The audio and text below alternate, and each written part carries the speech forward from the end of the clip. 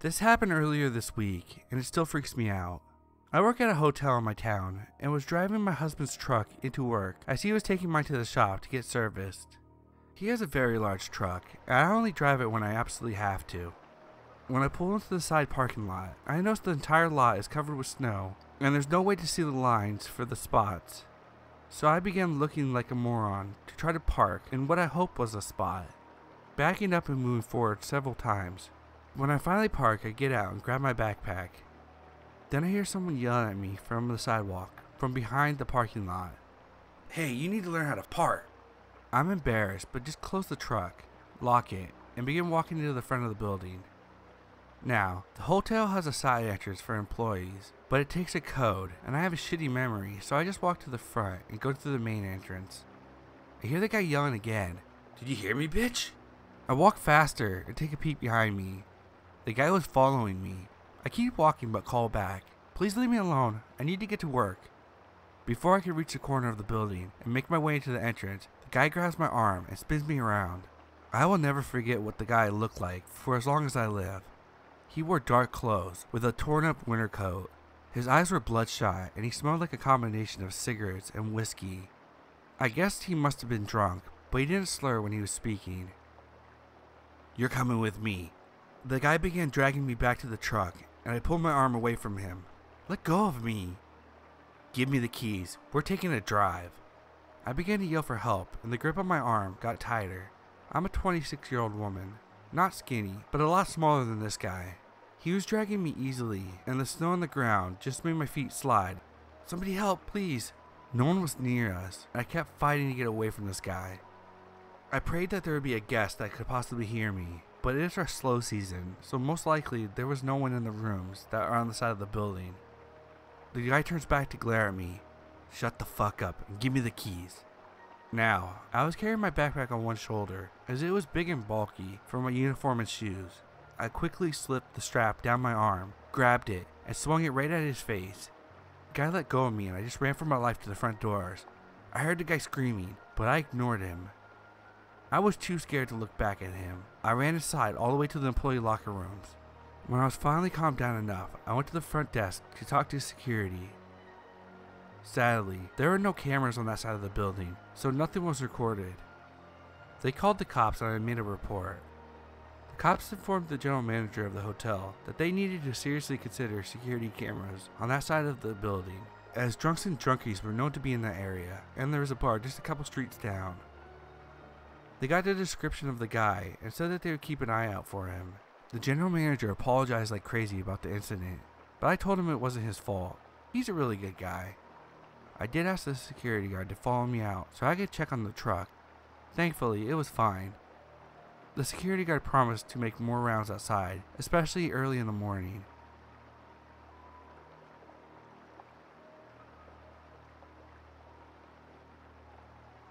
I don't tell this story often because, even in 2019 when it's less and less acceptable to victim blame, I still don't like having to answer the questions like, "What time was it?" and "What were you wearing?" I went to a college in a sleepy town near the US-Mexico border.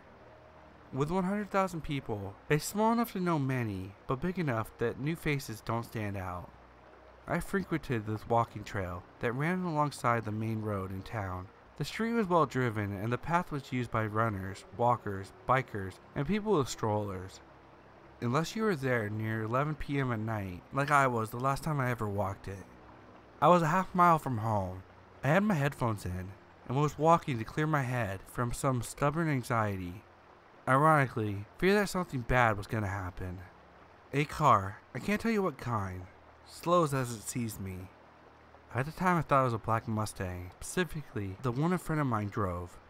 I approached the car thinking it was my friend. Smallish towns, you know? As I get closer, I see it's not my friend. It's a man that I had never seen before. Shaved head, glasses, yellow graphic tee of sorts. I distinctly remember thinking that he looked like my Uncle Dan. I stopped where I was, even took a step back. His lips were moving, but I couldn't make out what he was saying. Being the painfully polite person I am, I take a step closer to hear him better. I make out the word campus. Was he asking for directions to the campus? He nodded. I replied to him, Which campus? The community college or university? He stumbled, clearly not prepared enough to know that he would have to answer a question.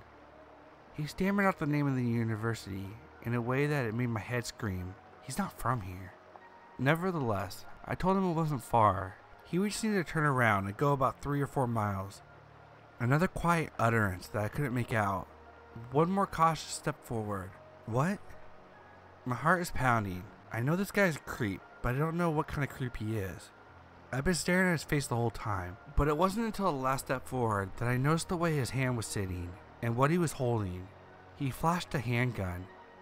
As soon as he saw me see it, he said in a perfectly audible voice, "Get in the car." I completely froze. I didn't run. I didn't scream. Most assuredly, I did not comply. I just stopped functioning for a few seconds. Again, "Get in the damn car." He was getting nervous. His hand was twisted on the gun. To this day, I can't explain why my brain chose to have me turn and walk away from the car. Walk. I heard the car start, and somehow I knew this was the end for me. He was turning around for me. I didn't want to watch. No one would even come for me if I screamed. I just walked, resigned in the moment. I had given up. I can't tell you why. Instead of turning around though, he slammed on the gas and fled, leaving me a shaking, profoundly vulnerable mess. Enough wit returned to me after a minute or so for me to call 911. A couple cop cars showed up shortly after and took my statement. I remember thinking that the cops didn't believe me. One said I was pretty calm for someone that almost got abducted. I was even making jokes. For months after that, I scoured the internet looking for news stories about missing women or attempted abductions, hoping that I'd find a mugshot with his face on it. I never found one. There's a chance that he's still out there, going into college towns he had no business in, asking for directions, looking like people's uncles.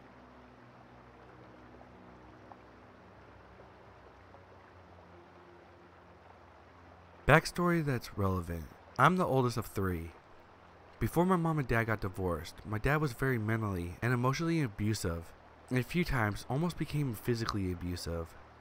So I grew up very cautious and protective of my younger siblings. On to the story. At the time, I was about 8 and my sister was 6. So my mom was asleep, exhausted because my father would never let her sleep when he was home, and my father was now at work. My sister wanted something to eat, and my father yelled so loud the night before, it kept both of us up. But us being kids, we weren't tired from the lack of sleep. So I decided to treat her by picking up something that she wanted from the store. And at that point in time, I managed to save up about $2 in change. We have went to the store before by ourselves, and nothing happened, so I figured it would be fine. We went to the store to get 2 donuts. We bought the donuts, and we still had 80 cents left. So me being smart, instead of going to the Circle K right next to the store, we went to the other one, only 10 minutes away, because the one right next to the store that we were at had a lot of druggies hanging around it. We both wanted an icy, and we're okay sharing since we didn't have enough money for 2. At the time a large one was 69 cents, so we got it and left. We wanted to wait until we got home to eat our donuts, so we had 2 things to carry. My sister carried the donuts. I carried the drink. This is important. We started walking back home. As we were going to cross the street, this guy that was sitting on the corner called out for me and my sister. He looked creepy. I had an uneasy feeling, so I slowed my pace, holding my sister's hand so she slowed down too. The guy called out for us and said, "Hey, come here. I got some toys that you can play with." I told my sister that my hand was getting sweaty and to switch to my other one. This put me between her and the creep. By doing this, I had to switch my hand that was holding the cup, and the creep noticed that my sister wasn't holding one at the time. So he says to my sister, "Hey little girl, come here. Do you want a soda of your own? I can get you your own." My sister never had one of her own because I could never afford it. So this intrigued her, and she started walking to the other side of me, still holding onto my hand. At this moment, I noticed a car coming. I said, "Car, go," in a commanding voice to my sister, which meant there was a car coming and we had to run across the street if we didn't want to be hit. So we ran. As soon as we started running, the creep started getting up. I told my sister, "Race you," so she wouldn't stop running. Then when the car blocked the creep's view, I pulled her into the alley and she gave me a questioning look as I put my fingers over my lips and pulled her behind the tree in the alley. The guy walked across the street, then past us. I was peeking between the leaves to keep watch. He was looking mad. After a few minutes of making sure he didn't come back, my sister and I went through the alley that led directly towards our apartments.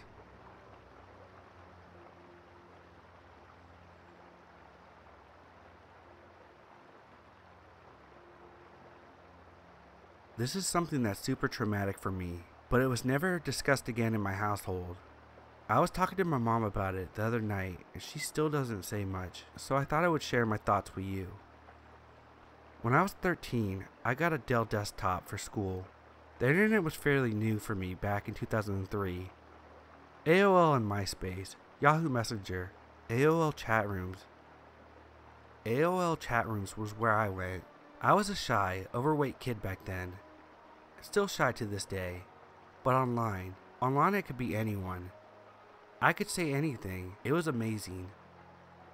I discovered so many things when I got on the internet. If I could be anyone, so could someone else. Thus, how I met a 27-year-old man. One night I logged in. The AOL dial-up sound still makes me feel uneasy. I was sitting in my cold, dark kitchen. The computer was there so I could be monitored. It was just me and my mom though, and she was working, so no one ever really monitored me.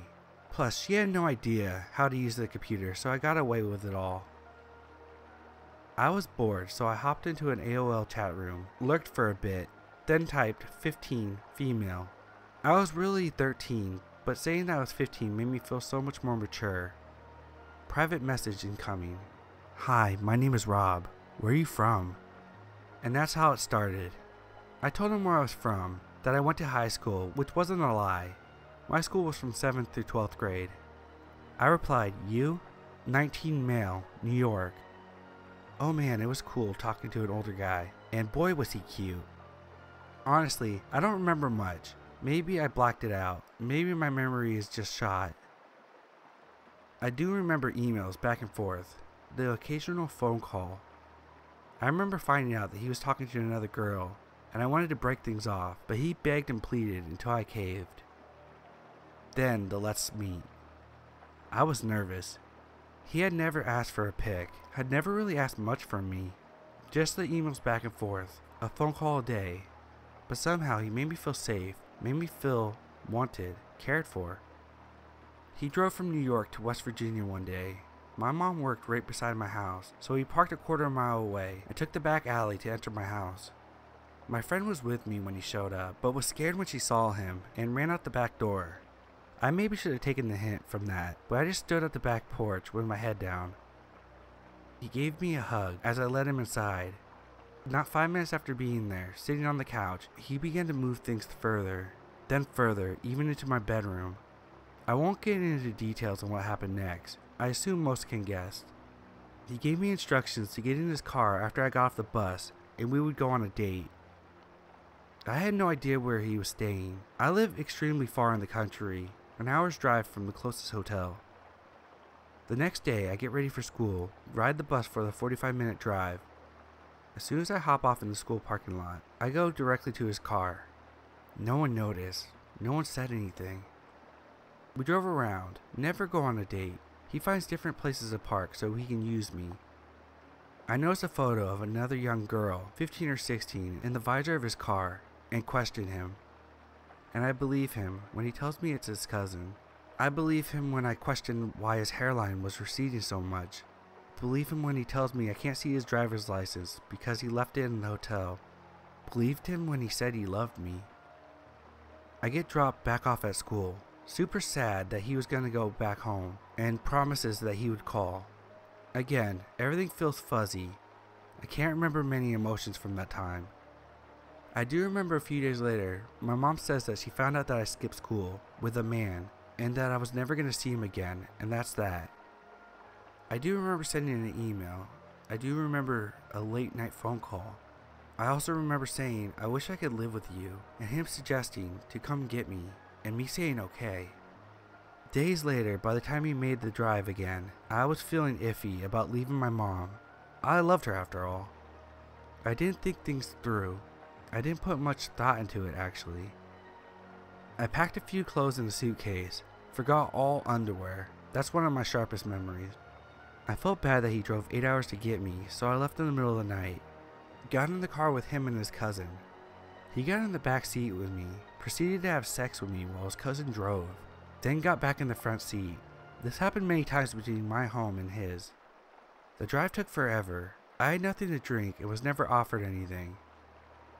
They stopped to nap at a rest stop, and I attempted to call my mom, which happened to be disabled on our phone.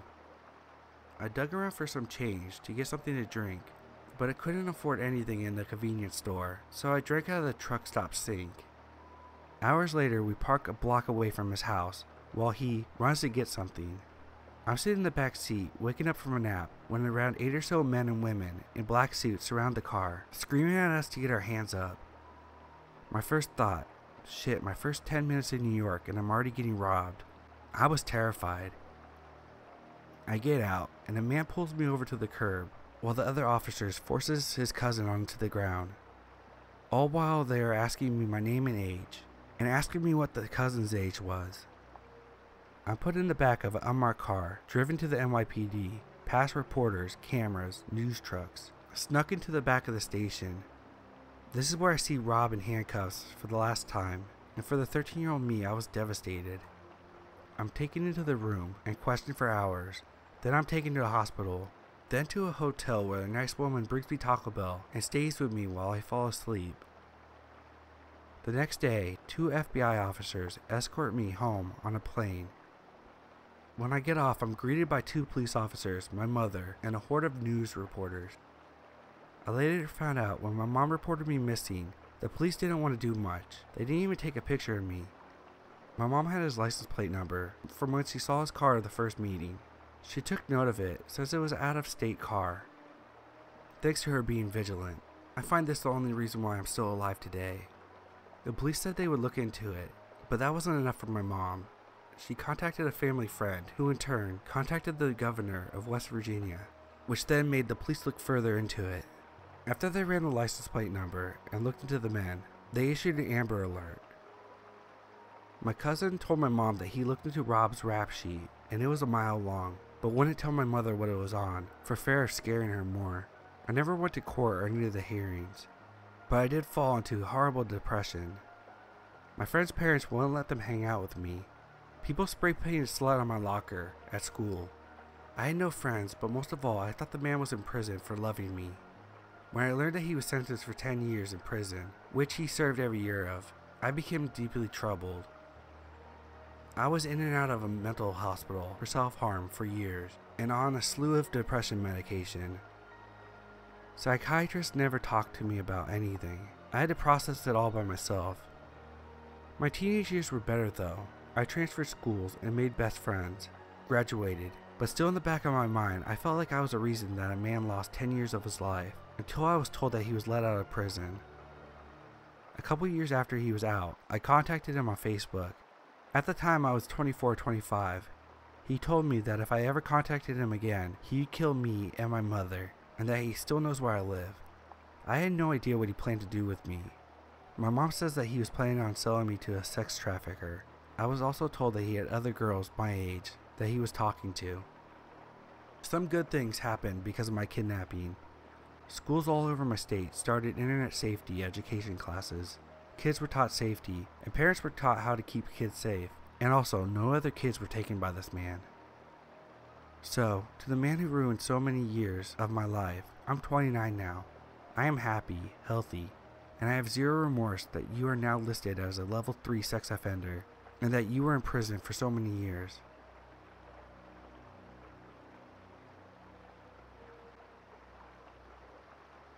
This happened when I was either 10 or 11. It was Halloween night, and to make things even better, this year it fell on a Friday. I was trick-or-treating with a friend of mine, who I will call Jane, and both her mom and my mom. Jane dressed as a birthday present, and I was Dorothy from The Wizard of Oz.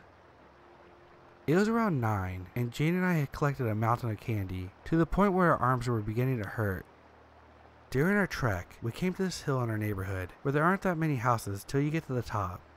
I was determined to increase my candy intake as fast as possible, so I sprinted to the top of the hill, leaving Jane and our parents behind. When I got to the top, I heard my mom yell for me to wait. I was impatient, but I still did what I was told. At about that time, a black car pulled up next to me. I can't remember what type of car it was, but it was either a Volvo or a Honda Civic. A guy who looked like he was in his late 20s or early 30s rolled down his window and said hello to me. He looked like the friendly type, so I happily said hello back. He asked me, "Have you gotten a lot of candy tonight?" I responded, "Yep," and happily showed off my nearly overflowing bag. He smiled. "That's awesome. Can you come here and give me some candy?" That's when I froze. My parents were the kind of people who drilled stranger danger warnings into my head, and this guy may have not looked like a creeper, but all the signs seemed to be there. Even my 10 or 11-year-old self could see that. At that point, I really had no idea what to do. I guess the guy saw my face because he motioned for me to come. "I just want a little candy. You don't have to give me your whole bag," he said as I noticed someone on the passenger side of the car lean forward to look at me too. They both had creepy smiles on their faces. I contemplated whether or not I should run. Luckily, about that time, my mother came running up the hill, having seen what was going on. The guy saw her too, and his face turned white. "I gotta go," he said, staring at my mom the whole time, and floored the car down the road.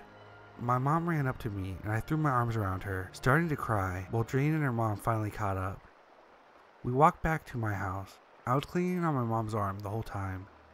My bag of candy was eventually able to take my mind off the situation, but I occasionally look back at it nowadays and can't help but wonder what would have happened if I've gone up to that guy's car.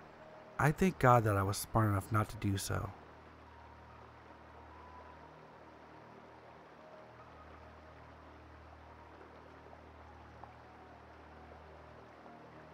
I was visiting my friend in Budapest that was working at a hostel. We ended up going out and drinking pretty heavily and meeting these two girls. We hung out with them through the night and offered to walk them back to their place. When we got there, my friend who had the girl on lock was like, "Hey, I'll come back with you, Andrew." I kept being like, "Dude, you got a girl that wants you to come back to her place. It's a short walk from here to get home. Just stay." He kept saying no, and I jokingly was like, "Well, you can't leave with me if you can't find me," and started running away. I'm a pretty stupid drunk, but it was funny at the time. Anyways, I ran for a few minutes and quickly lost my bearings. I had an empty wallet and no phone. I just thought, oh shit, I'll wander, spot a landmark and find my way home from there. Hell, I'll sleep in the streets. I was walking for about 30 minutes at the point, really drunk. A car pulled up to me and the guy yelled at me in Hungarian. I just replied, "Sorry man, English only," and then laughed. He parked and I was chilling, so we talked for a few minutes. He seemed alright and was like, "Dude, I can take you back to the hostel." I said yes and went to hop in back, and there were two guys in the back that I couldn't see through the tinted windows. These guys were both super tatted and very thug looking. I was too drunk to run if they were gonna rob me, so I put on a brave face and got in. I'm sobering up real fast. They start driving and I immediately realized something was going on. Basically, Budapest was two separate cities on either side of the river, Buda and Pest. We were on the Pest side, and we almost immediately crossed over, and I knew I didn't live on that side. So I was kind of like, "Hey man, my hostel is in Pest. Why are you going into Buda?" And they all laughed and go quiet again. Finally, the driver pipes up and says, "No one knows where you went tonight. What would you do if we tried to beat you up?" And they're all laughing, and I check my door handle, and it's on child lock. I kind of feel sick and roll down my window slightly and lean out. The whole time they're talking, saying that they could kill me and no one would even know, and that I didn't even know where I was. I just remember looking at my feet and being like, "If you guys try anything tonight, I know you'll hurt me or maybe kill me, but I promise I'll kill one of you with me. I swear on my life, I'll make it happen." And they would laugh. And we kept getting further out of the city, almost to where there were no buildings. We kept going back and forth with the threats when we hit a red light. Everyone in the car is kind of at ease since they thought I was too drunk to do anything. I leaned out the window, grabbed the handle from the other side, popped the door open, and fell backwards onto the pavement. I rolled around and got up and started running. The car stopped for a second, but I was shouting so they peeled away. It was about 4 or 5 a.m. I find guys playing Pokemon Go. This was like the peak time, so there was a lot of people out, thank God. They look terrified that this bleeding drunk guy is approaching. I explain my situation and they are super sympathetic. They call me a cab. I take the cab back to the hostel. All I had was a 20 Canadian in my wallet and I begged the driver to take it. He does. I got into my room as the sun rises. My friend asked me what happened. Apparently I just said, got kidnapped, sleep, till tomorrow, and I passed out on my bed.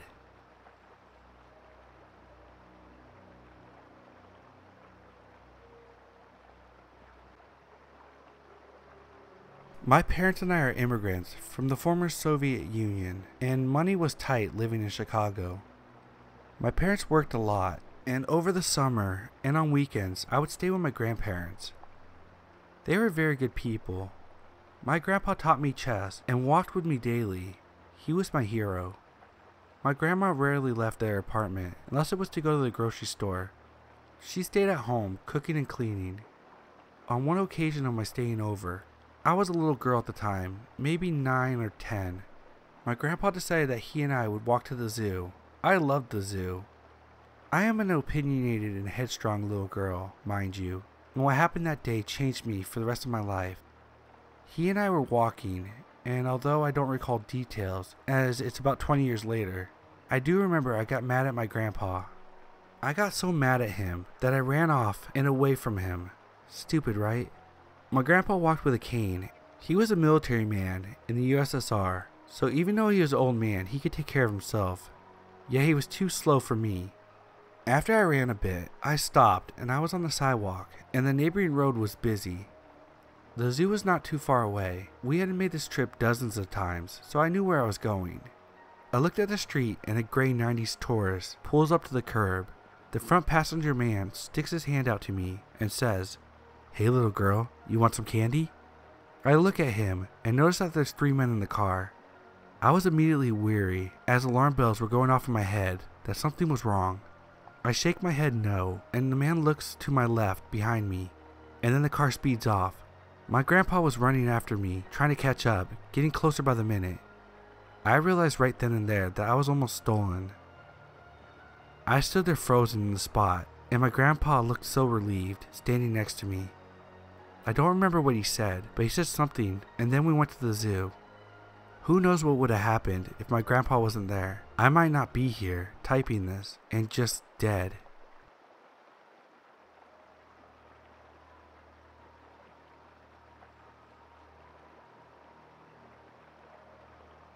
I have lived in a major city my entire life, with short-length visits and temporary living in other states, seeing family all over, and for college. This happened when I was about 7 or 8 years old, at my local water park that was generally pretty large, with multiple 3 or 4 story water slides, wave pools, and a lazy river. It wasn't frequented as major theme parks in the area, but during the summer in southern US in the 90s, it would be packed. I had gone with my aunt and uncle, as well as my 3 older cousins, 14 through 17 years old, and my 2 younger cousins that were toddlers, 4 or 5. It should be noted that my aunt and uncle, as well as my older cousins, were all pretty known for doing drugs in the family. What ended up happening was my older cousins wanted to go on more of the slides and didn't feel like watching me. They ended up telling me to stay at the wave pool until I came back. After splashing by myself for 20 to 30 minutes, an older white man, I distinctly remember him having white hair, came to me and asked me where my parents were. I told him my cousins had gone to ride some slides. He continued to make small talk with me for a number of minutes. I can remember him offering to throw me into the water, and my dumbass agreeing. He offered to buy me some ice cream, which again, I was kind of a gullible child. I again agreed. The food court, however, is located next to the entrance. We walked over, which is when he grabbed my hand and started steering me to the entrance, exit gate. I took a few steps, confused, before starting to freak out. I started crying and screaming at the top of my lungs. When the park employee started staring at us, he took off. We found my aunt and uncle, who didn't react at all. My mom was pissed, however, at me. Looking back, I can see it was because she was terrified. The weirdest part of this to the day, I remember the name of the old guy, Jonathan.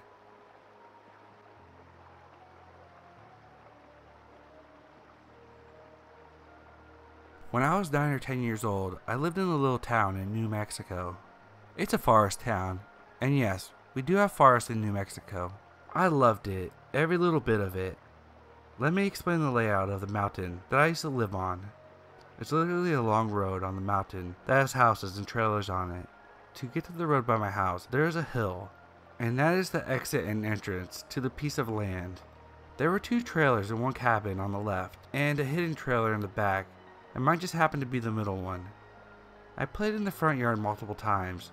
The reason why I mentioned this is because when you go downhill, you can see my trailer and the cabin house. The whole front plot of land you could see as you passed by. I was in 5th grade at the time, and I used to wait for the bus every morning, and I would have to wait on top of the hill. One morning I had this really odd feeling, as I'm really in touch with my gut instinct. I walked my usual way, waiting for the bus. The air smelled so good, but so wrong. This old creeper van comes coming up the road. If I remember it correctly, it was brown, old and rusted. I wasn't stupid and I knew very well what this van was, as it approached me slowly.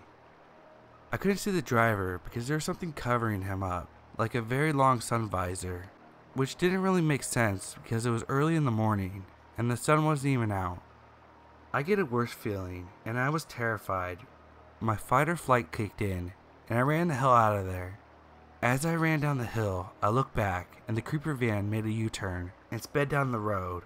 Why else would this van get so close to me and then make a U-turn?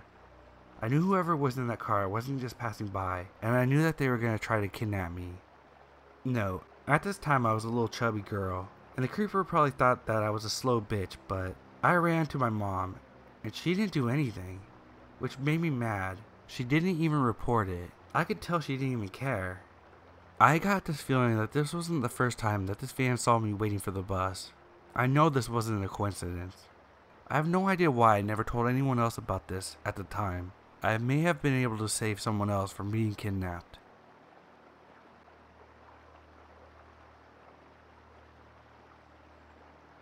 Eight months ago, I moved from living in a downtown part of my city to a quieter neighborhood that got the reputation of being a great place to raise a family.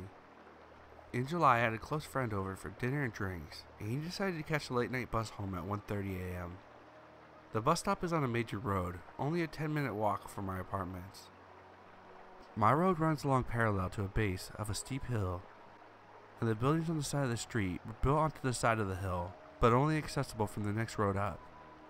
On the other side of the street, there's a small elementary school and a retirement home that is set back away from the main road a bit. The road is lined with ancient old oak and maple trees, bushes, and completely lacking any streetlights. My friend and I were walking along the side next to the hill. We were walking past an intersection. We noticed a car coming up towards the intersection road, and didn't think too much of it. At this point in the road, my road starts going uphill. As we were trudging up the hill, I noticed the headlights of the car that we saw earlier pointing towards us, then continuing around. I just assumed that the driver was making a U-turn, and didn't think much of it.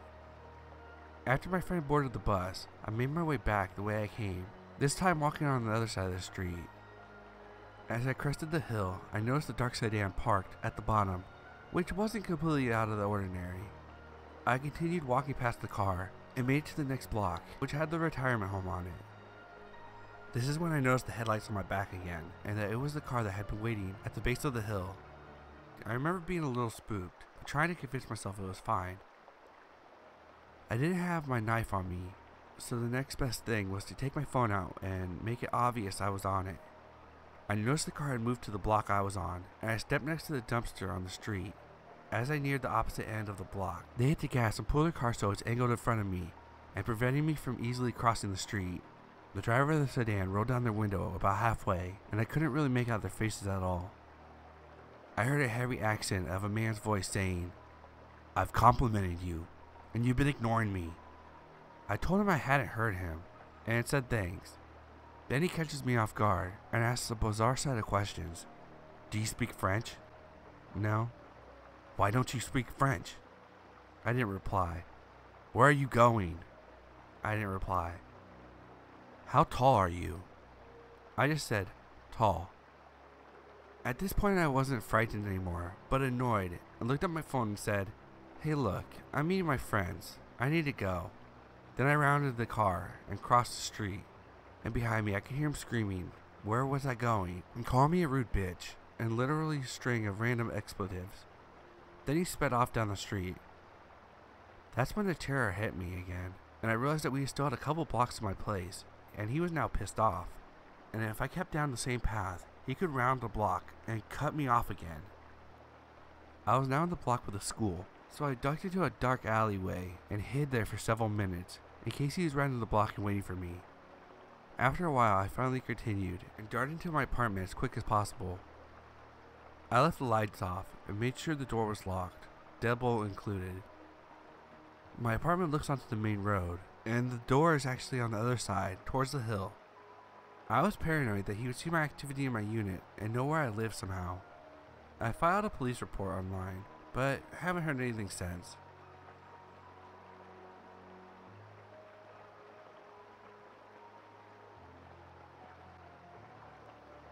So I'm posting this for my boyfriend, who doesn't use Reddit much.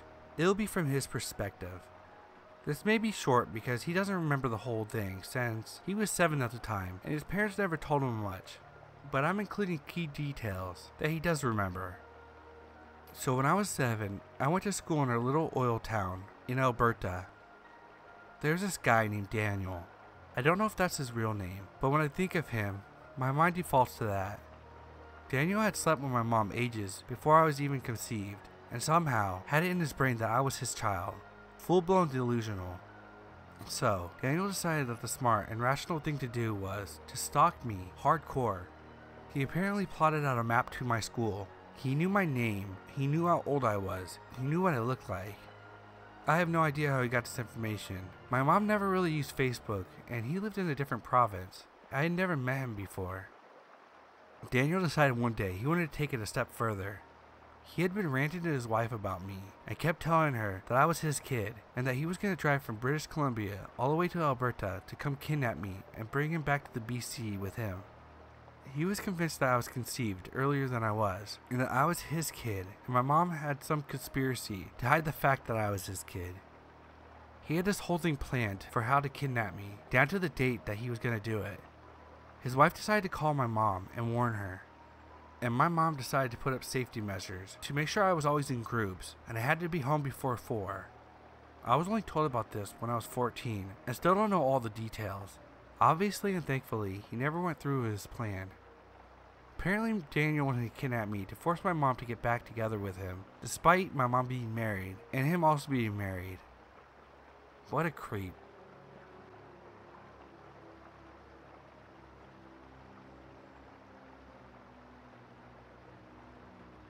I don't know if it's just an East Coast thing, but in my little town, there's a twice the ice station. Basically, you can fill up water jugs and 5 gallons and get the ice bags for cheaper than you could get in the grocery store. I went out a few nights ago to get some water because who wants to be drinking tap water? My husband was home, and because I was kind of heavily pregnant, he insisted to go instead. I wish he would have. It was about 1 a.m., dark for miles in the middle of nowhere. As I get out of my car, I open the back seat to grab the gallon of jugs, and then I close the door.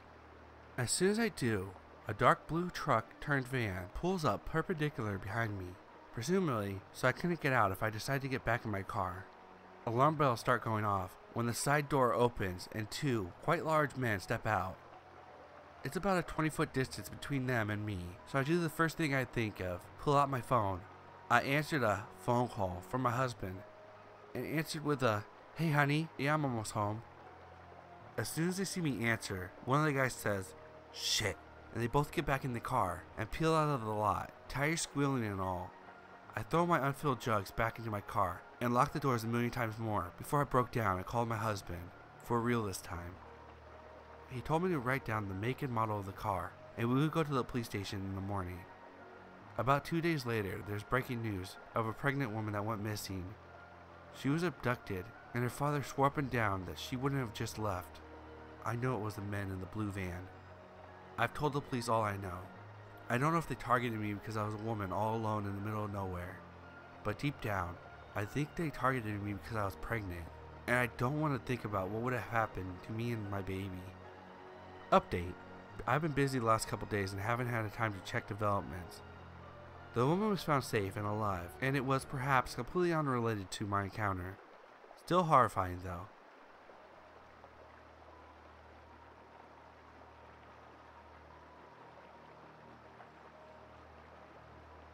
So for starters, I work overnights at a hotel in a seedy area.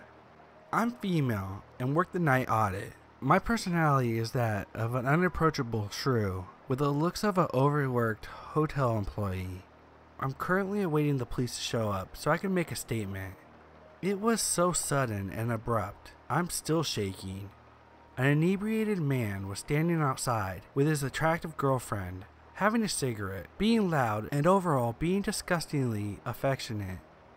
I remember asking myself, why are you outside doing this when you just paid money for this place to do that same exact thing in? While they were doing this, unknowingly to them, I noticed a man wearing an army uniform walking towards them at a very steady pace. The army man stops right next to the inebriated guy, puts his hand on his shoulder, which startles him, and says something. I'm assuming he asked for a cigarette. Regardless, the inebriated man stops what he's doing and starts fumbling around in his pockets. I guess the man had a cigarette because he went to extend his hand out to the soldier, and all of a sudden, a four-door something speeds around the corner like a bat out of hell, stops right in front of the couple. The army guy pushes the man aside while holding his wrist, and the woman is pulled into the car, and then the inebriated man is also thrown in. The soldier jumps in and they drive off. I observed this all from my front desk, and there's nothing I could do. No matter how fast I ran, no matter how quickly I could have gotten to her, it would have not been fast enough with the situation that had just taken place. I'm freaking my shit. Let this be a lesson to everyone out there. No matter how safe you feel, you're not. Update.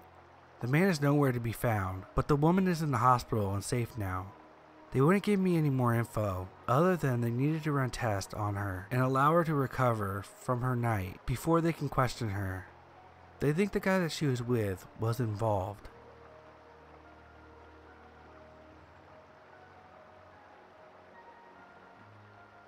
When I was 9 or 10 years old, I lived in a little town in New Mexico. It's a forest town, and yes, we do have forests in New Mexico. I loved it, every little bit of it. Let me explain the layout of the mountain that I used to live on. It's literally a long road on the mountain that has houses and trailers on it. To get to the road by my house, there is a hill, and that is the exit and entrance to the piece of land. There were 2 trailers and 1 cabin on the left, and a hidden trailer in the back, and mine just happened to be the middle one. I played in the front yard multiple times. The reason why I mention this is because when you go downhill, you can see my trailer and the cabin house, the whole front plot of land you could see as you passed by. I was in 5th grade at the time, and I used to wait for the bus every morning, and I would have to wait on top of the hill. One morning I had this really odd feeling, as I'm really in touch with my gut instinct. I walked my usual way, waiting for the bus. The air smelled so good, but so wrong. This old creeper van comes coming up the road. If I remember it correctly, it was brown, old and rusted. I wasn't stupid and I knew very well what this van was, as it approached me slowly. I couldn't see the driver because there was something covering him up, like a very long sun visor, which didn't really make sense because it was early in the morning and the sun wasn't even out. I get a worse feeling and I was terrified. My fight or flight kicked in and I ran the hell out of there. As I ran down the hill, I looked back and the creeper van made a U-turn and sped down the road. Why else would this van get so close to me and then make a U-turn? I knew whoever was in that car wasn't just passing by, and I knew that they were going to try to kidnap me. No, at this time I was a little chubby girl, and the creeper probably thought that I was a slow bitch, but I ran to my mom, and she didn't do anything, which made me mad. She didn't even report it. I could tell she didn't even care. I got this feeling that this wasn't the first time that this van saw me waiting for the bus. I know this wasn't a coincidence. I have no idea why I never told anyone else about this at the time. I may have been able to save someone else from being kidnapped.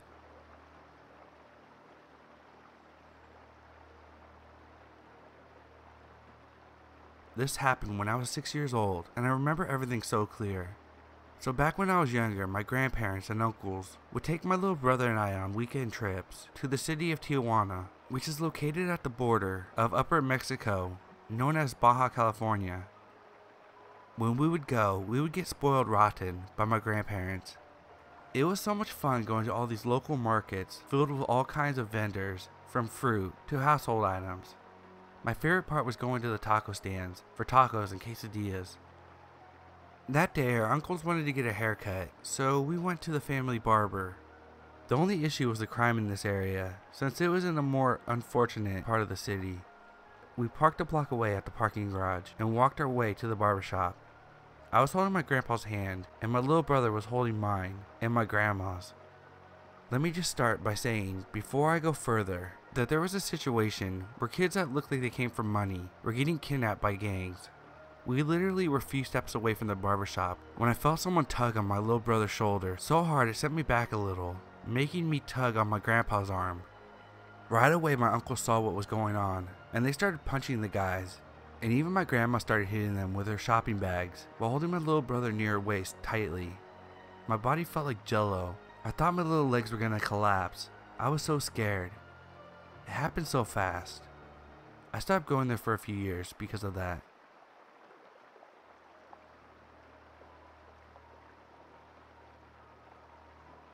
This is the first time I talked about this, besides to my mom when this happened, and to my friend. Anyway, I was in 6th grade, maybe 12 or 13. My friend Gabby made plans for a party at her house. She invited everyone that sat at our table during lunch. School ended, and I head home to change, and then walked to her house, which was 2 blocks away. I went to one of the food trucks that was outside my home. These food trucks sell soda, chips, and are basically corner stores on wheels, and they are very common in my area. I bought some sodas and then began my walk to her house. During my walk, I noticed this white pickup truck that had equipment in the bed which was sticking out. The truck also had scratches which stood out, seeing that the truck was white. It was just a creepy truck is what I'm trying to say. I see the driver looking at me, and I noticed that he slowed down as he passed me. When he was in my view, he gave me a creepy smile and waved to me. For some crazy reason, I thought it could be a family member, so I waved back awkwardly. He stopped waving, and somehow his smile grew wider. He turned the corner, and I continued walking. Not even a minute later, as I'm down the block, I see the same truck down the street and coming towards me. So I decided to run to a more open part of the street where there were always people around. I stopped by the corner of the block, and thank God there was another food truck there. Seeing how there's always a person in them, I just stayed by the truck. As I'm standing there, I turn to see the white truck parked by my side of the street, only a few feet away. The guy is looking at me and calling me over. I wanted to tell the lady from the food truck that this guy was following me, but as soon as I started talking to her, the truck drove away. What really freaks me out is that he followed me. The way the street works, for him to get back to find me, he had to go around a whole block, make a turn, and then get back to me. And he did this in under a minute, so he must have been speeding and very eager or something. I went to my friend's house and told her what happened. I called my mom, and she said that she would walk with me everywhere for a while. Luckily, I never saw this guy again.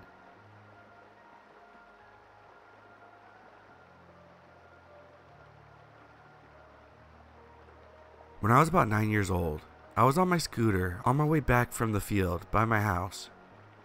Me and my friend used to hang around there a lot, but it wasn't a proper playground, so we would just make dens in the woods and play football sometimes.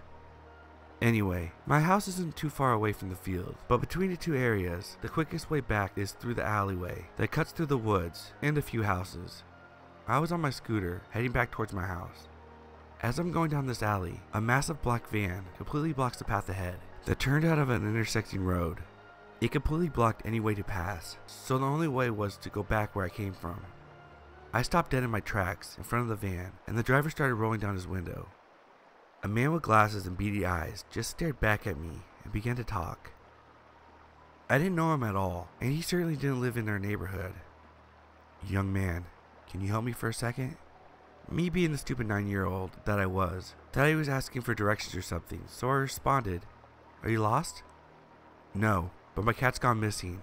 Just come a little closer to the van for a second and I'll show you a picture." At this point, it clicked in my head what was going on. The fact that he wanted me to get closer to the vehicle struck so many alarm bells. Not just that, but I could see his arms ready at the van door to open it and grab a hold of me. I then realized how close I was to the van. I politely said, no, sorry, and just bolted down the alley. The scariest thing was, I could hear him opening the van door behind me. At that point, my heart sank into my stomach. I went from addressing this as a casual situation to full-on scared shitless. He didn't actually chase me, I guess, but I could tell he wanted to make the effort. I ended up taking the longer route all the way to the main road back to my house, and thankfully, I didn't see him drive past. I've never forgot this story, and it honestly strikes me now that if I had stayed by the door, he could have just yanked me, and I would have been gone.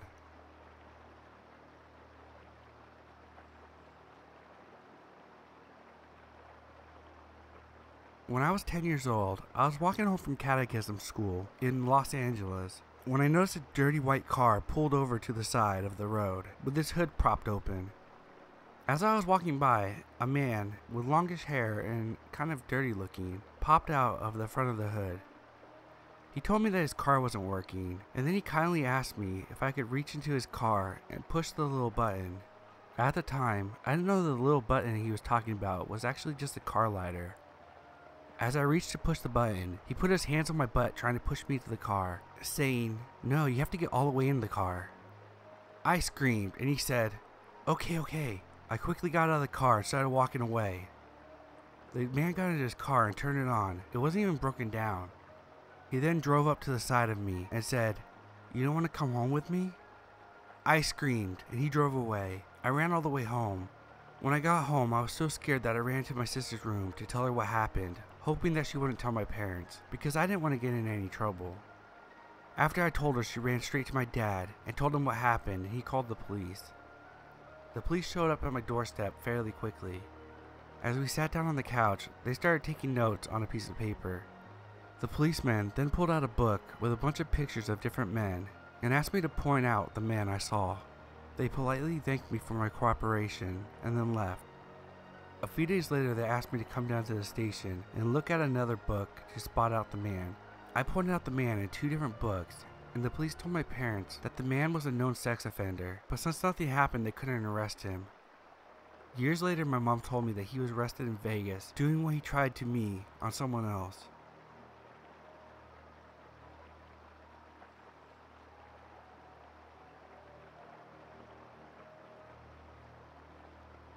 So I was about 13 at this time. I was coming up for my mom's birthday, and I had no idea what to get her, so I called my aunt for help. We agreed to meet in town on Saturday afternoon after my piano lessons, so we didn't have to rush. I went to my piano lessons as usual, dropped off my books and backpack at the house, and went to the bus stop to get the bus into town. As I was waiting, a taxi pulled up. The driver rolled down the window and called out, "Are you going to town? I'll give you a lift." Without moving closer to the taxi, I replied that I couldn't afford a taxi, and the bus would be here in a few minutes. It was, as usual, running late. The taxi driver became insistent that I get into the taxi, and he wouldn't charge me to go to the town. I stood my ground, refusing to get in. His tone became more aggressive as he demanded I get in for the next minute or so. Someone else arrived at the bus stop, and the taxi driver sped off, swearing at me for not getting into his taxi. I told my aunt what happened when I met her in town, and she asked if I had got the license plate so she could report the incident. I explained that I didn't move closer to the taxi to get the number, and I first thought he was just looking for a fare. My aunt was pretty sure that if I got into that taxi, I wouldn't have been dropped off in town and taken somewhere. She told me if this happened again, to tell them, "Piss off or I will scream," and if they approach me, to run.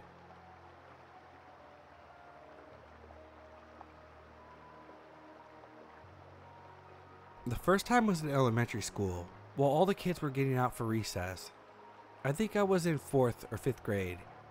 A random car pulls up and asks me if I seen so-and-so. No one knew what kid he was looking for.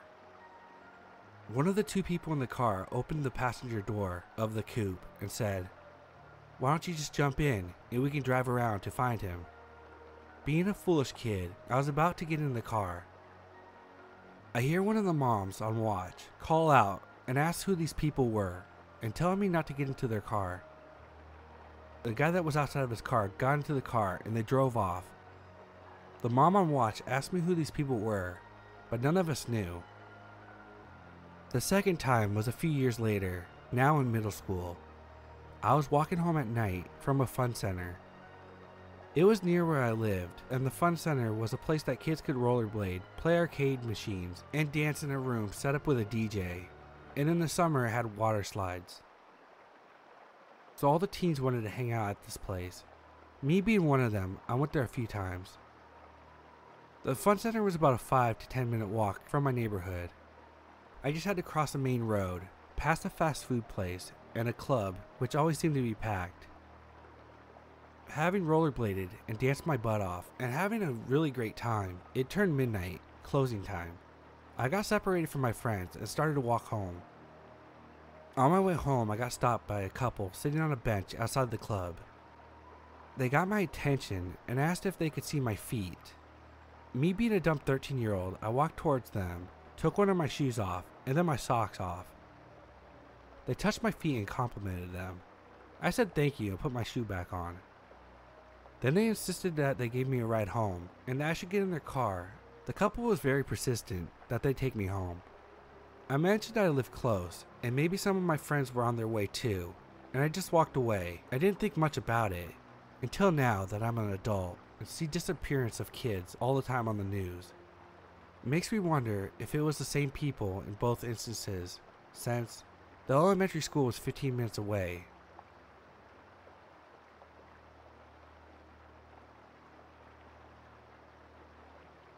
This is a shorter story, but I was scared for my life.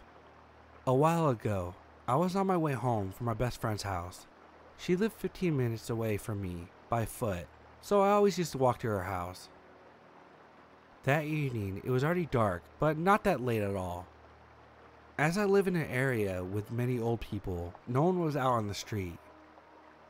I was almost home, just crossing the last street, when I saw a car coming. He rolled down his window and said, "Hey cutie, why don't you come with us?" I obviously said no and wanted to get home, but he didn't get the message. At first I thought he drove on, but then he turned around and went in my direction. I heard him shouting that I should stop and get in the car. As soon as I heard him turn around, I started running. I was only a minute away from my home, so I ran as fast as I could. I got to my house and jumped over the fence like a crazy person. I could hear the car coming around the corner, and I thought I would never make it inside before he would see me. I decided to jump over the second fence. We have two because we have a dog, and our garden is all around the house. I get behind a hedge and hide there. He drove by slowly. I was convinced he would get out of his car, but he didn't. When he was out of sight, I went inside and looked out my window. I saw him again, driving by slowly, but thankfully he just drove away. Although nothing happened, I was scared for my life.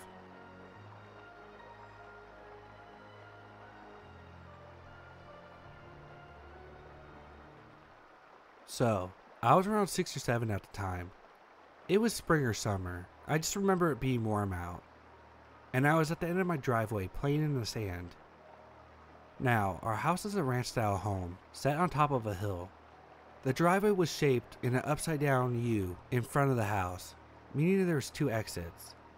We had a very large yard, evergreens lining each driveway on both sides. A few large oak trees and other trees in front of the yard. The side yard was very overgrown on purpose to keep the dust and dirt from the road from shifting at our house. Due to all the trees, you could not see the driveway from the house. This is important. I was playing in the sand, digging, and playing like little kids do. A car pulls up and stops in front of my driveway. The driver asked me if I knew where such and such lived. I didn't recognize the names and told them no, sorry. I also told them I can ask my parents. I started to get a sick feeling in my stomach. Then the driver tried to coax me into getting into his car, saying that they could drive up the hill with me. I'm like, no, that's okay. and I just bolted down the driveway, running as fast as I could. The car did not follow. In fact, it drove off squealing its tires as they left, so obviously, not needing help finding whoever they were looking for.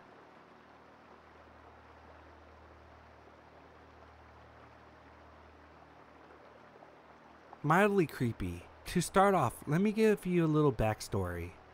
My house has a detached garage, and out of the garage is a long driveway with a basketball hoop right next to the garage. Also, you can't see past the middle of the driveway from in the house. So when I was about 6 years old, my brother, who was 9 at the time, was shooting hoops, and I was watching him, just kind of wandering around. I'm standing towards the end of the driveway, about 10 feet from the road. A very stereotypical white pedo van, with the windows blacked out, pulls up at the end of the driveway. There's a bald man who rolls down his window. My brother didn't see what was going on because he was distracted shooting hoops, and I was out of his peripheral vision. The man asked me if I want some candy, very stereotypical, and me not having the stranger danger talk yet. I said yes and started walking towards the van. My brother noticed when the van pulled up closer and turns and sees me walk towards it. He sprints down the driveway and grabs my hand and tells me to run inside. We both start running down the driveway and go into the garage, close the garage door and run inside. When I tell my mom, she immediately runs outside to get the plate number. And this guy was closing the door as she was getting outside and sped off. My brother and I didn't even know he got out of the car, which makes everything scarier. She couldn't get the plate number, and we just locked all the doors while explaining to my mom what happened. At the time, I didn't really get what was wrong, but I got the stranger danger talk right after that. I'm still very grateful for my brother till this day, because if not for him, I could have been killed. Very scary experience looking back, and I'm glad that nothing happened.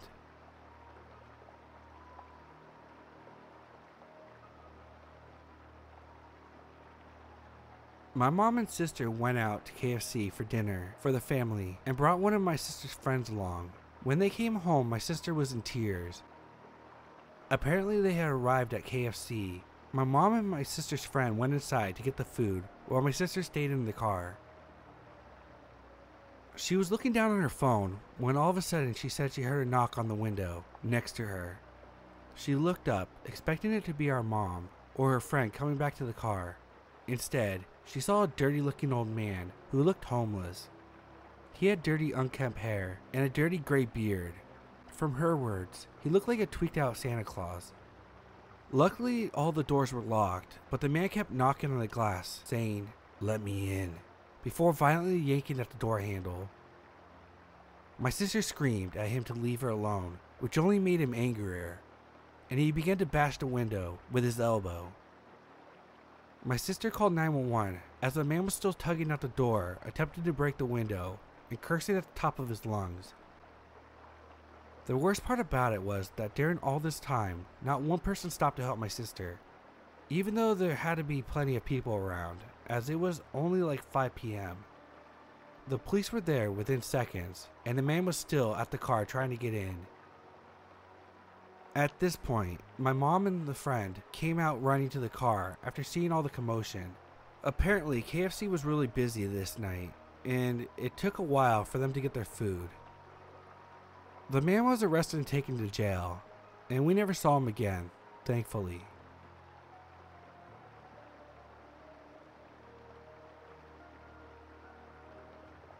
I was having a conversation about urban legends with my boyfriend and his friend who was in town. The topic came up of, I actually know someone that happened to. Here's mine.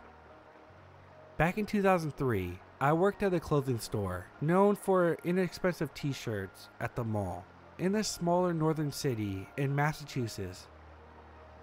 I'm a taller woman, just a hair shy of 5'11", with a small medium hourglass frame, light hair, light eyes, and I was 18 when this happened.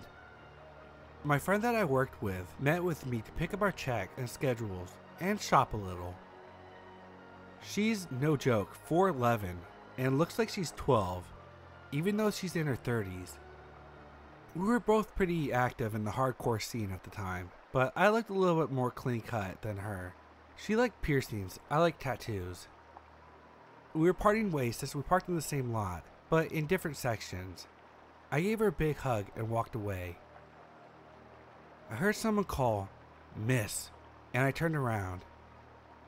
It was a short fat guy with a bottle in his hand coming towards me. "Miss, I got my wife perfume. Will you smell it for me? Tell me if it's good?" "No, fuck off." I kept walking to my car, taking my Nokia out to call Jackie as I walked over. Dude persisted and started hitting notes of agitation in his voice, following me still, increasing the speed of his pace, saying that he just needed me to smell it. Jackie answered, "Some dude is following me. Drive down my row." He heard me on the phone and stopped following me. Jackie drove up alongside me moments later and described a guy, asking if it was him, which I confirmed. "He got into some van and drove away," she said. In hindsight, we should have called the cops, but information on human trafficking and kidnapping in 2003 wasn't what it is now. Instead, we just went with the running joke that I was worth more on the black market than her, since she had tons of facial piercings.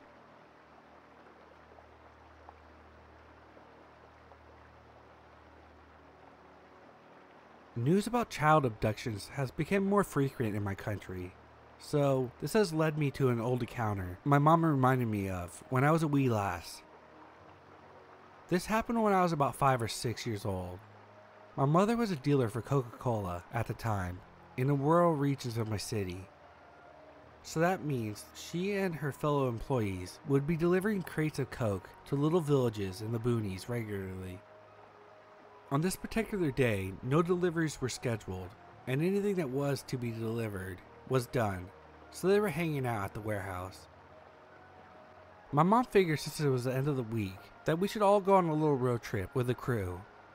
Everyone agreed, and then one of the crew members suggested we go see the new inland resort a couple towns over. It was nothing fancy, just a large area with a few pools, a pond where you can catch your own fish for meals, and bamboo huts along the side. We all get in the truck and off we go. We all arrived sometime early in the afternoon, and my mom is telling members of the crew what to do. One books a hut, one gets our stuff in order, and someone keeps an eye on me. While I look around, but never wandering off too far, I see an older lady, maybe late 40s, early 50s, looking at me. I was a friendly kid, so I waved and smiled. She just stared at me, so I told the crew member who was looking after me, who in turn told my mom. She informed everyone to watch out for her, and to make sure someone always had their eyes on me. We proceed on. I'm swimming in the pool. Mom and the crew are having a few drinks and eating catfish. This dragged on till maybe 6 or 7 p.m. I stayed in the pool a majority of the time and would just come up for a bite or a drink of soda. But on my last attempt to jump in, I see from the far end of the pool the same old lady. I immediately tell my mom, who looks in her direction and tells everyone we're packing up and going back to the warehouse. We get back, and my mom requests that 3 of the guys stay the night at the old house, and if they could stay up one at a time, just to be safe. Sometime in the middle of the night, I was woken up by my mom telling me to be quiet and follow her to the bedroom that was in the back and leave my slippers on so we didn't make any noise. I asked her why, and she pointed outside, and on the other side of the gate was the same lady. She insisted that I go into the room in the back of the house and stay there till she gets me. I follow, and then I hear her wake up the crew. I hear them leave the house to confront the lady by the gate with questions like, "Who are you? What do you want? How did you follow us?" But my mom said that she just glared at them while mumbling, and now and then tilted her neck, looking past them as if looking for someone. She eventually leaves, and in the morning, I'm taken back to my actual house, and my mom went back to town to continue her job and inform the local authorities of the lady. I never saw the lady again. It's been 20 years. Edit/update. So I asked my mom about the old lady again, and whatever happened with the report. She said that she and 3 crew members that confronted her went straight into town hall before they started work. It's a pretty small town, so it wasn't hard to find someone via description, and they did find out who she was. Local authorities went to a little bamboo hut on the edge of town, about a mile into some wooded area. The plan was to just give her a warning, but when they got to the hut, no one was in there. They checked all the windows, but nobody was inside. Someone did live there because there were ducks and chickens in a small pen on the side of the house. They decided to just leave and update my mom later in the afternoon, but nothing to update. They never saw anyone at that house again.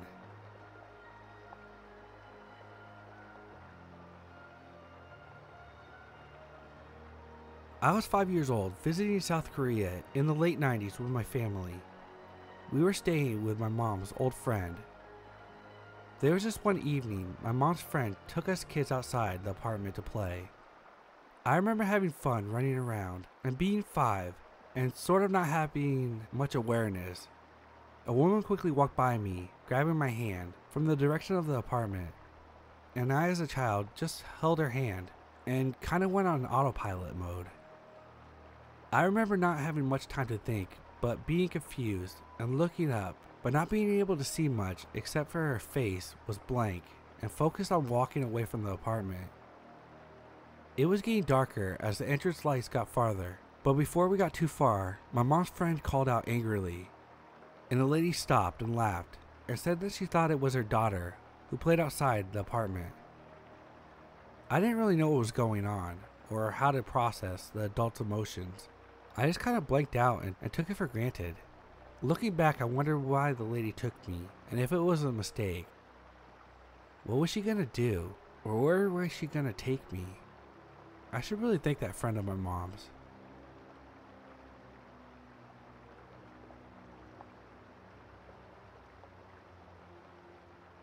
I used to work at one of those 24/7 Walmart supercenters.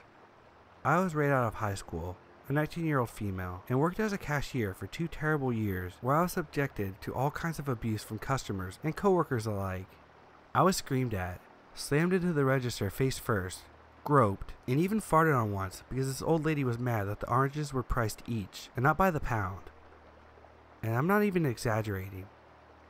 However, the time that sticks out in my head the most is the time that a customer tried to follow me home. I had just started my shift, and the second I got to the register, I had a line that was 10 people long. For some reason, the Walmart I worked at never had enough registers open, so people were usually really mad and impatient by the time they got to me. I get right to work and keep a smile plastered on my face while making many mandatory small talk. How do you do? How are you? Did you find everything? Most customers were polite, but not very interested in talking, so it was easy to fall into a bit of cashier robot mode. I get this guy who only had 2 items, yogurt and Band-Aids. I ring him up in a record time and neatly bag it up, but the customer doesn't seem to be paying any attention. He wouldn't look at me or answer my greeting. He just stared right down the conveyor belt. Maybe he was just a bit zoned out. The conveyor belt didn't look too dirty. I hadn't had a chance to wash it yet because the second I walked over to the register, people lined up. Side note, always bag your produce. The conveyor belts get really nasty. I tell the man his total, which was something like $4.36, and he starts fishing in his pocket for the exact change without looking up. Inwardly I groan, but I keep my customer service smile fixed in place while I wait. He is wearing one of those muddy brown denim jackets with lots of pockets, and as he rifles through them, I kept catching whiffs of stale BO and cigarettes. His hands were pretty dirty too, and all dried out from the cold weather. He dumps out an assortment of change on the counter, still not looking at me, and I begin to count it up. Everything is uncomfortably quiet. I can feel the eyes of every customer waiting in line boring into me, all except for the guy that was now digging in his pants pockets too. He was about 30 cents short. I let him know once I was sure that he wasn't going to find any more coins. It was then he looks at me, making this scrunched up face. His eyes were very dark brown, almost black, and they pierced right into me, accusingly, as if he thought I was lying or something. While he was watching, I counted everything. It's only 30 cents. Can't you give me your employee discount? No, that's against the rules, I answered apologetically. Do you want to put something back? I wasn't about to get fired for giving someone my discount, which was only 10% if you were wondering. He wasn't the first person to ask for it, but most people pretended that they were joking. He was definitely not joking.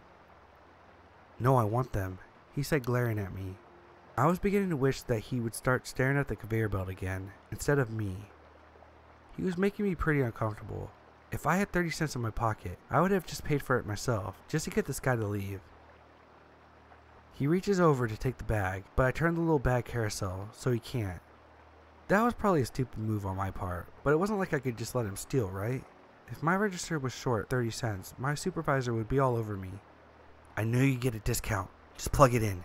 He completely blows up at this point, but I just shake my head and look at the other customers, probably with a deer in headlights expression.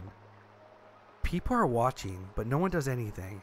This is just something inconveniencing them, even though I'm actually pretty scared. I already started flashing my register light so that the CSM would come over, but they were notorious for taking their sweet time. I'll get a CSM, but it might take a few minutes, I nervously offer, but the man just goes off and goes on about how much he needed it.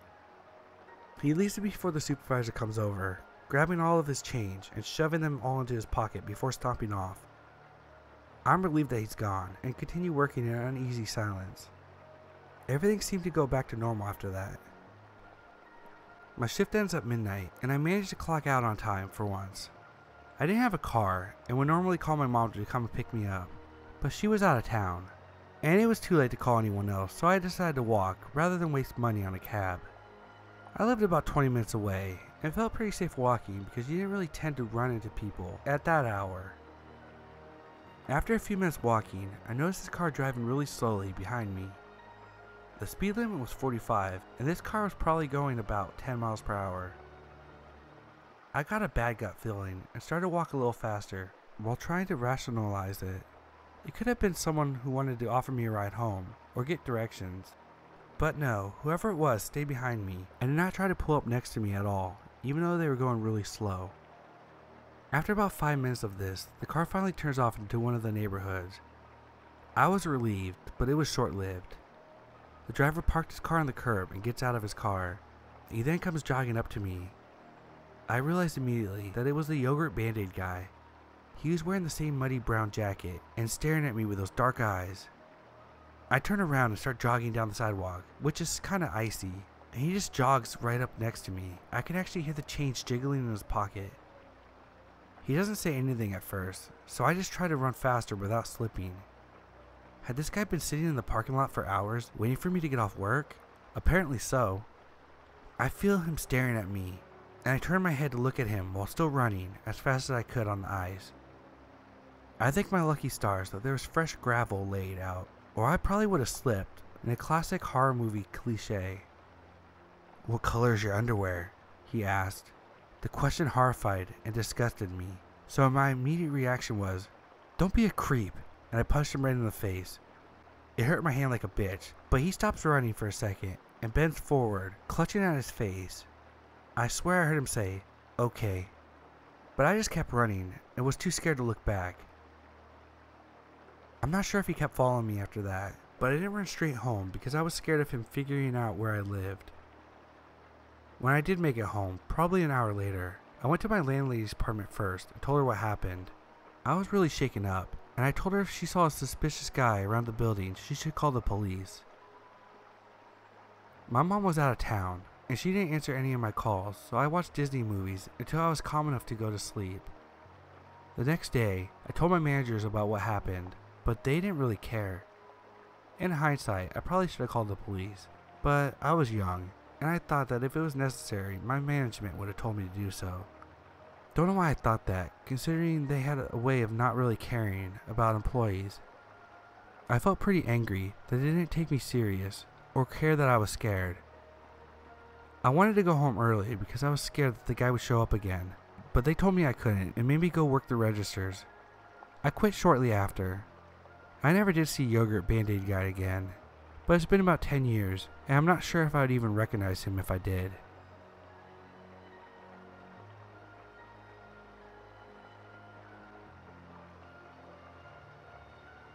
This story happened a year ago, when I was 15 on a school trip to San Fran.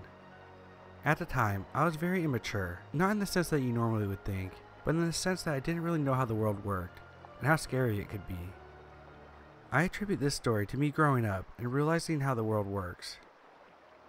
I was rooming with 2 other girls, both were a year older than me, so I didn't really know them well. The way the trip worked, so to say, was that breakfast in the hotel was between 7 and 8, but the chaperones on the trip wouldn't wake us up. So if we wanted to have time to get ready and eat before leaving to explore the city for the day, we had to do it on our own.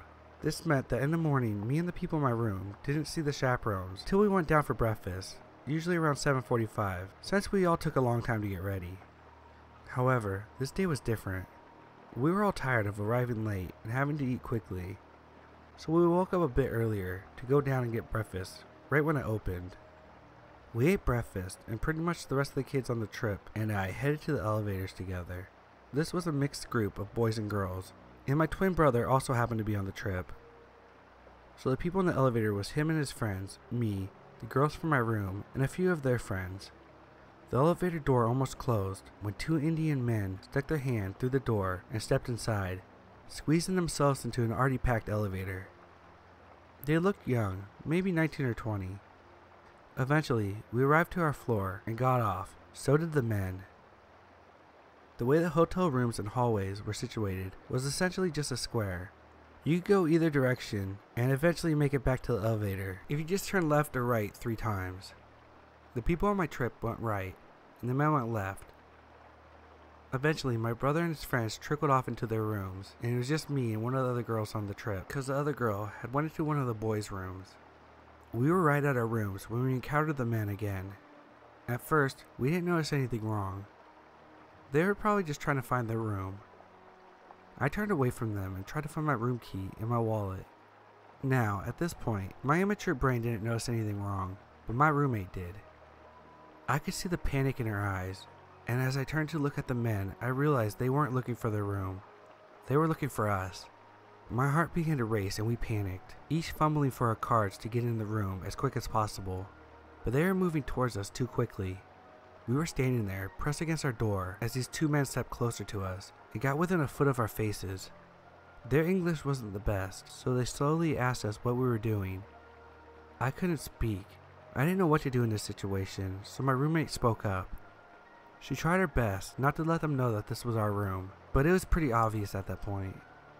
She stuttered something about trying to get into her friend's room, but these men clearly weren't there just to know what she was doing. I could tell they were there for something more sinister. One of the men continued to stare at me and eye me up and down when the other one got really close to my roommate and asked her for her number. She stood up tall and quickly said, "No, I'm sorry, you cannot," but her voice trailed off as her confidence wore off. At last I spoke, explaining that we were underage and that we were on a school trip and that we couldn't. They didn't take no for an answer. At that point, I slowly started to pull my room key from my wallet. Luckily, my friend pushed the card into my wallet and made me push my hand holding the wallet behind my back. At the time I was confused why she didn't want us to go into our room, but now I realized she had more intuition about these men than I did. She knew that if we opened the door with them right there, that they would force themselves in there with us, and who knows what would happen. Eventually they backed off far enough where we felt like we could escape from them. She grabbed my wrist and pulled me along the hallway, and we sprinted towards the elevator. Along the way, we ran into my brother and one of his friends. We quickly explained to them what happened, and they sprinted with us to the elevators. Once we were there, quickly pressing the elevator's buttons to get downstairs where the chaperones were, we encountered the men again. I clutched onto my brother's arm, and my roommate did the same to my brother's friend. They just stood there on the other side of the hallway, staring at us, and quickly walking towards us. It looked like they were just pretending to be normal hotel patrons in front of the boys, but we knew what they really were.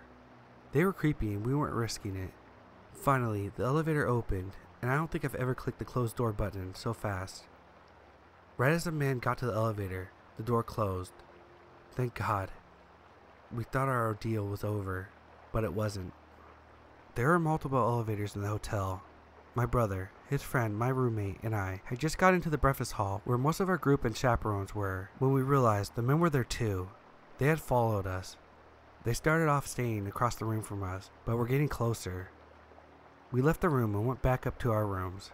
Once there, my roommate and I were panicking. They knew where our room was. They knew our floor. They could find us at any time, and we didn't know what to do. Our panic was cut short as the phone rang.